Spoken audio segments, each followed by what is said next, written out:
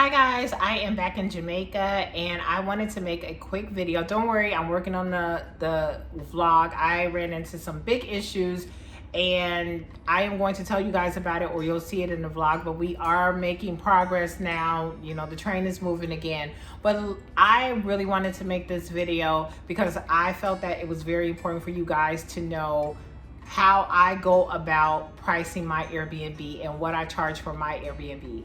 And again, this is just my thoughts of what I do. I would love to hear what you guys do. Like, if you have more experience at Airbnb, do you do things like me or do you do it in a different way? I would love to hear it. So make sure that you put it down below so other people can read it, because it's all a learning process for all of us. And I will always say that in all my videos. What I'm about to talk about, it doesn't necessarily mean that this is just for Jamaica. This could just be any Airbnb anywhere.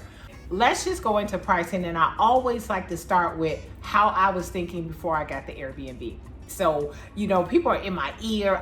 They're like, oh, you could be charging $200 a night. And the more and more I did to the Airbnb, the more I put in it, my price in my mind just kept going up, because I'm just like, oh, well, I did this and I did this and I put this into the house and I can charge this. Now let's talk about the reality. First, I just want to talk about just different things that you have to keep in mind when you get an Airbnb. One of the things being location. Are you near the airport? Are you near amenities? Are you near maybe an event that's coming up? Are you centrally located where people can walk to the grocery store, to restaurants, to the beach? Where are you located? Not saying that everybody wants to be in the center of everything. You will have people that want to be, you know, remote, and maybe that is the type of crowd that you're catering to. It all depends on who you're catering to and what other people are getting in the area. So I'm always going to say, and I'll say this throughout the video, do your own research. And don't listen to, you know, what your cousin told you because you put this new chandelier in that costs $2,000 and you need to be charging this because they got better light. Do your research of the surrounding, of the building, of the community before you decide to do pricing. Now, you can overcharge for your place, and I'm not saying that you won't get a booking, but you definitely won't be the first choice for people. And some people will say, well, I don't want to be everyone's first choice. I want to charge my worth. And you can definitely do that, but you then also have to understand that you may get bookings a little slower, or you may be the person that people book with when there's nobody else left, if they're really, really desperate and they just have to be in a place. And you kind of want to be in a happy medium where people look at you, they look at what you're offering, they look at your reviews, and they want to book with you because you want those consistent bookings, especially if you have a mortgage, which then makes me think about the next thing that I want to talk about. If you are going to have a mortgage, and when you look at just the revolving bills that you will always have on this place, like let's say you finance it, will be like your mortgage or your monthly assessments, or like the Netflix or cable, like things that you pretty consistently have to pay every single month, whether you have a guest in the house or not.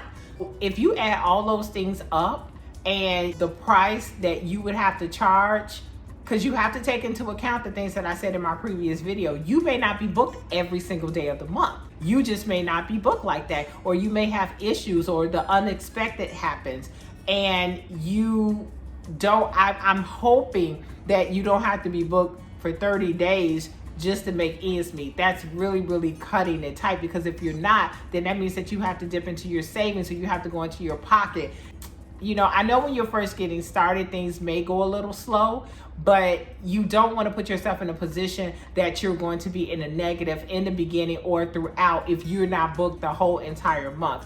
And I'll have to tell you like how I do things, because I don't take back-to-back bookings.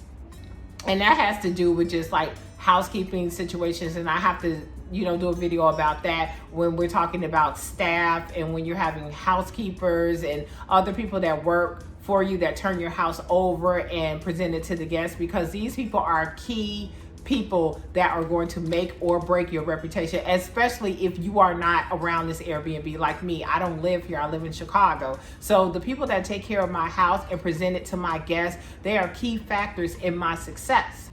The time of year is also important. Let's say it's going to be a big holiday, you know, Christmas, and I know like down here we have Easter, we have Independence, and there are so many. There's always an event in Jamaica. To be honest with you, I could just name so many. BRT, Sumfest. So, are you pricing around these events? Because you can probably take your prices a little bit higher because people are going to need places to stay, and most and likely pretty much all the Airbnbs, they book out, as do the hotels. So is it low season, is it high season? And I already talked about like different events that are going on. So time of the year definitely matters as well.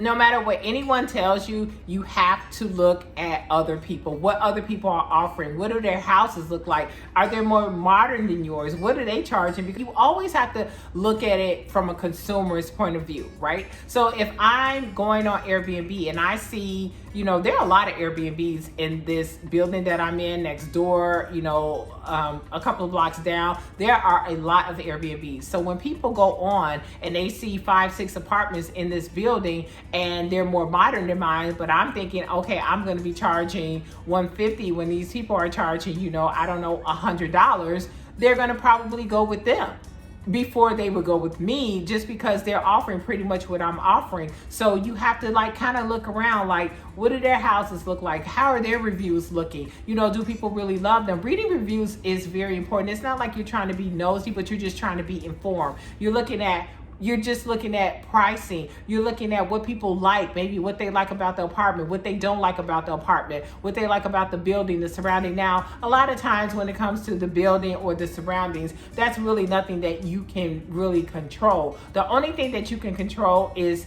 when they walk into your apartment. How do they feel about your apartment? And then they go and write the reviews, because I'm not going to even lie to you. Where I am, it's not the best. Are there changes that I wish could be made to the building? Absolutely. So I know that I have to work even harder. So when the person comes in the building, or maybe they get on the elevator or just something like that, not that it's terrible, but when they walk into my house, they are absolutely taken. They're happy. They forget about anything else that they may feel that I can change, because I can't control that, and you can't control it either, because it's not a part of what you just own by yourself. And someone told me that a long time ago, because I was just mad, well, why can't they do this and why can't they do that and put this modern thing there? And it just didn't happen. You can be a part of the meetings and everything, but a lot of times it's just a lot of politics. So without giving yourself this terrible headache, try to control your surrounding, what goes on in your house, and how your guests feel when they stay with you. All this goes into the part of pricing. Now, once you're on Airbnb for a while, you start to develop this reputation, I guess you can say. Oh, and speaking of reputation, you guys, today when I woke up, I'm a superhost again. I've been so blessed that I have stayed a superhost from the moment I opened up until now, and so it's over 2 years. It's not yet 3, but I'm so happy and I'm so blessed. I work very, very hard to keep that status, and I hope, well, no, I don't hope, I'm manifesting that that's the only way I will ever be, is a superhost. So I just wanted to tell you that. So I'm giving myself accolades. Yay, I'm a superhost.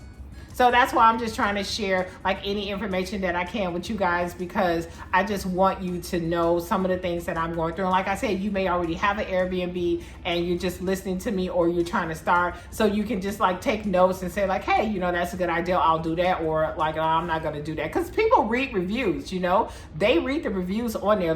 Wouldn't you read the reviews? So it could be a really nice house, but if this person is consistently having bad reviews and just below standards, and I'm not saying one review here or one review there, maybe something happened, or because you will get those type of guests sometimes, and we will talk about that too, because you could do everything right and you just have those type of guests. But at the same time, you will just have some people that get places and they just don't really care. They care about it when they do it, and then they just let it go, and the guests talk about it, so they can't expect to be charging these crazy prices, because the guests actually rate you as well. And we're going to talk about that too, the categories that guests rate you, so you can be aware of what they're looking for. All I'm saying is that if you do want to charge a higher price, you want to make sure that you're actually giving them their money's worth too, because they will appreciate it, and they will want to pay the extra money that you may be charging. Because I will say, like, if I look at Airbnb, I'm one of the higher priced Airbnbs at this time. I just had a price, and I've always just stuck to this price. I don't really go up or down. I mean, sometimes I go up if it's like I said, a bigger event, but I just pretty much just stay consistent with the price that I charge. It works for me. So you just have to find that happy medium for you. I found it for me, and I'm okay with it, and my guests are too.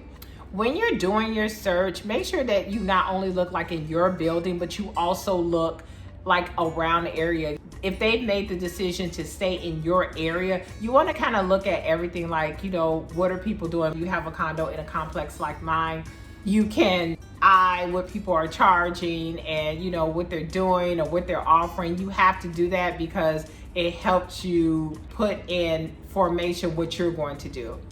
Another thing that I wanted to talk about, I don't really know if this has to do with pricing, but there are a lot of construction that is going on here. There's a lot of construction. For instance, there's this development called Paradisiac that I'm familiar with. I actually wanted to buy there at one point, but fate had it that I didn't get a place there. Not saying there's anything wrong with getting a place there, but I just didn't get a place there at the time because I ended up getting the place that I have. Everything comes in time, and when you manifest what you want, what you need, what you can afford, and you speak it into existence, it happens for you.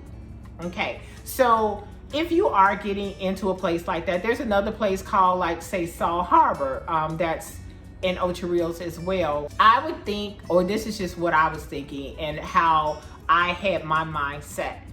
When you get a place like this, a lot of people are going to be getting these places for Airbnb.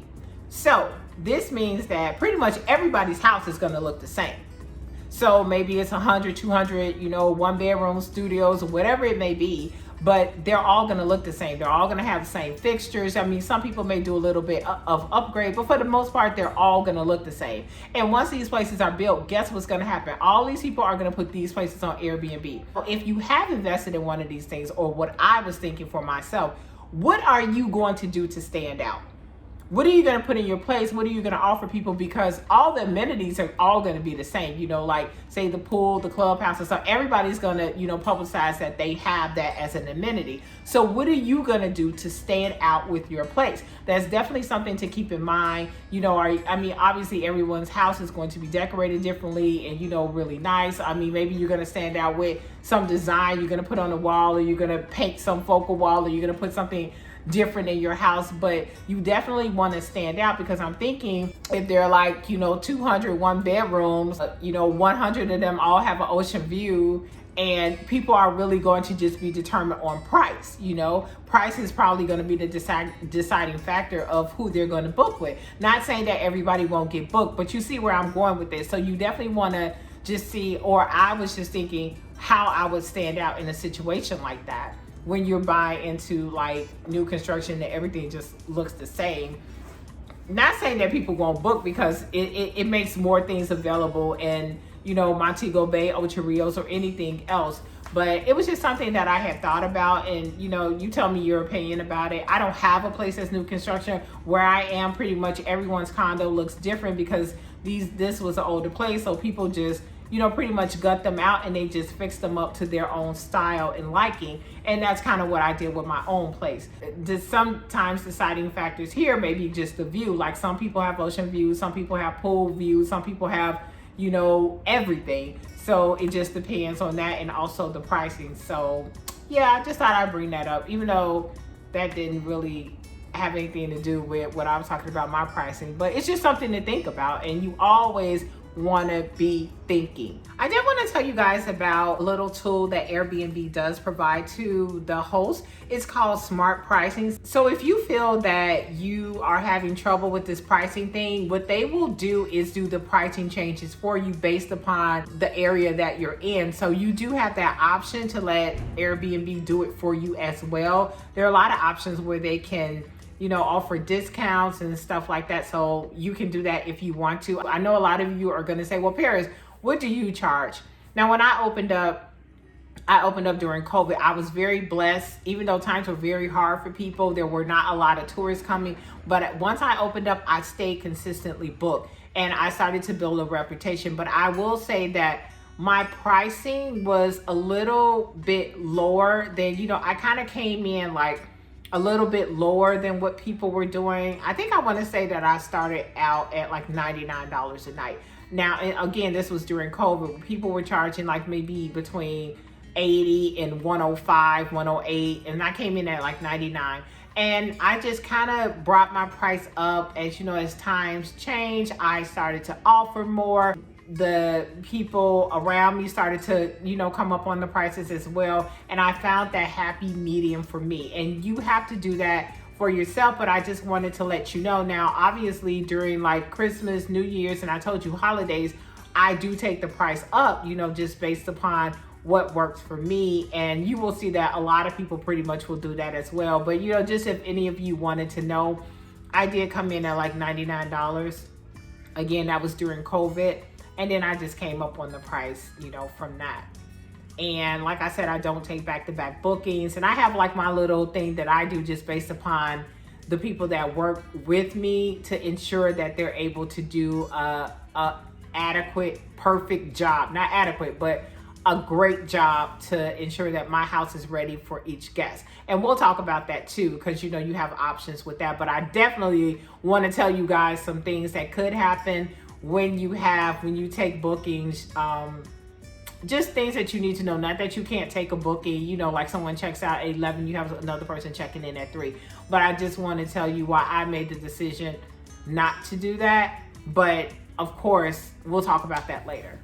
So that's pretty much it. I think I just wanted to bring that up because I felt that it was very important for me to talk about that. So just remember, if you decide to buy a place here in Jamaica or anywhere, and you have a person telling you, unless they can just really show you facts of what's going on in the area, what people are charging, what people are actually getting, make sure you always do your research as well. Do as much research as you can between looking at Airbnb, I don't know, booking.com or VRBO, all these different sites, read reviews of what guests are talking about. And also, you can always take heed to what people are saying, but you want to be well informed about what you're doing because like I said, when you're getting real estate, the ideal thing is to walk into equity if you can. In both my properties, I did that. I bought them, I paid less than what they were actually worth. So I actually walked into equity. But then you have people that buy right at the, appraisal price, which is fine as well. But when you start going over the appraisal price and when you start going over what you were expecting to pay because you really, really want this house, make sure you look at, okay, especially if you're financing it, make sure you look at, what is this mortgage going to be? And what is this house going to have to make for me to even break even? Before I can even break even. Before I can break even, what am I going to have to bring in? And these numbers need to make sense to you. If they don't make sense to you, maybe this is not the right house for you, unless you have a plan. Like, I don't know, are you gonna put more money down on it, or you're gonna really, really go hard with getting bookings, or you're about to just do something that no one has ever seen before? Because I've seen someone do that and they just changed the game. I'm not saying that you can't do that. You can be as innovative as you want to be, but always keep that in mind. And maybe this is something that you never thought about. So if anybody's in your ear like, yeah, just charge this, because they were in my ear too, and I couldn't charge that. I had to charge what I had to charge to be competitive with the area and the building that I'm in. So I hope you guys like this video. Please let me know what you think about it. What are you charging for your Airbnb? How do you go about doing it? And if you have anything to say to me, your thoughts, your opinions, just be nice. I'm just trying to just tell you what's going on in my mind, what I'm thinking, what I'm experiencing. And I will talk to you guys in the next video. I am working on the vlog. Like I said, a lot of stuff happened that was not good, but the end result is what I want. It just took more time. So we are going to talk about that. I have so much more to go over with you guys, but I am very happy to be in Jamaica. It is so hot here. Like when I say it's hot during the day, it is so hot. I've gotten so dark. As you can see, the sun is killing me outside when I go out there. But I'm so happy to be able to talk to you guys. I do have a guest that's going to be checking in, but not for like a day. So I came over here just to check on some things and record the video because this is my home. I feel more comfortable recording here because I have my little spot. So I just decided to come over here. But I love you guys so much. And if you have any questions, ask them below. You guys always ask me questions and I'm trying to just answer everything. Love you. Have a beautiful week. Talk to you later.